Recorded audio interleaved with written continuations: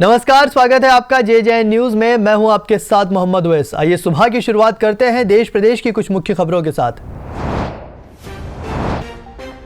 केदारनाथ में अधिक तीर्थयात्रियों के आने पर अव्यवस्थाएं ना हो, इसको देखते हुए अब धाम में रात को सिर्फ 6000 श्रद्धालु ही ठहराए जा सकेंगे, जबकि पूर्व में ये आंकड़ा 8000 के पार था।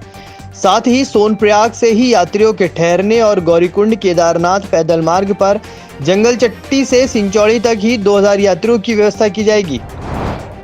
उत्तराखंड में बाहर से आने वाले यात्रियों और श्रद्धालुओं की कोविड जांच को लेकर भ्रम की स्थिति दूर करने के लिए मुख्य सचिव डॉक्टर SS संधू ने संबंधित अधिकारियों की बैठक ली। फिलहाल अग्रिम आदेशों तक यात्रियों और श्रद्धालुओं को राज्य की सीमा पर कोविड-19 टेस्टिंग, वैक्सीनेशन सर्टिफिकेट और अन्य किसी भी प्रकार की चेकिंग की जरूरत नहीं होगी। भारतीय रिजर्व बैंक ने एक रिपोर्ट जारी की है, जिसमें बताया गया है कि अर्थव्यवस्था को कोविड-19 से नुकसान से उबरने में 12 साल से अधिक का समय लगने की संभावना है। रिपोर्ट में यह भी कहा गया है कि महामारी अभी खत्म नहीं हुई है, इसलिए हमें सावधानी बरतनी चाहिए। प्रधानमंत्री नरेंद्र मोदी आज मुख्यमंत्री और मुख्य न्यायाधीशों के सम्मेलन का उद्घाटन करेंगे। वो दिल्ली के विज्ञान भवन में होने जा रहे इस कार्यक्रम को संबोधित भी करेंगे।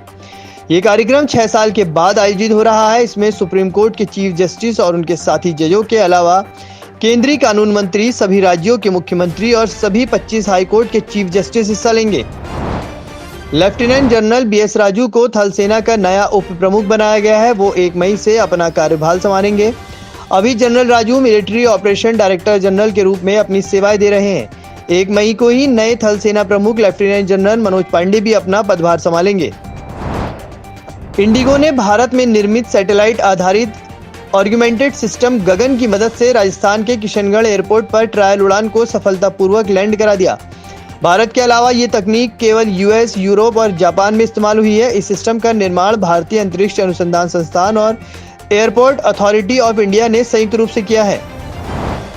सरकार ने हेलीकॉप्टर सेवा प्रदाता पवन हंस लिमिटेड में अपनी 51% हिस्सेदारी 211.14 करोड़ रुपए में स्टार 9 मोबिलिटी प्राइवेट लिमिटेड को प्रबंधकीय नियंत्रण के हस्तांतरण के साथ बेचने की मंजूरी दे दी है।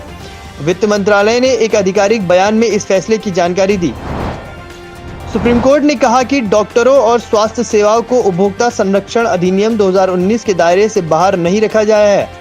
शीर्ष अदालत ने इस संबंध में बॉम्बे हाईकोर्ट के फैसले को सही करार देते हुए मेडिको लीगल एक्शन ग्रुप की याचिका खारिज कर दी। तो देश प्रदेश के इन मुख्य खबरों में अभी के लिए इतना ही। बाकी की तमाम खबरों के लिए देखते रहिए JJN न्यूज और हमारे YouTube चैनल को सब्सक्राइब जरूर करें। नमस्कार।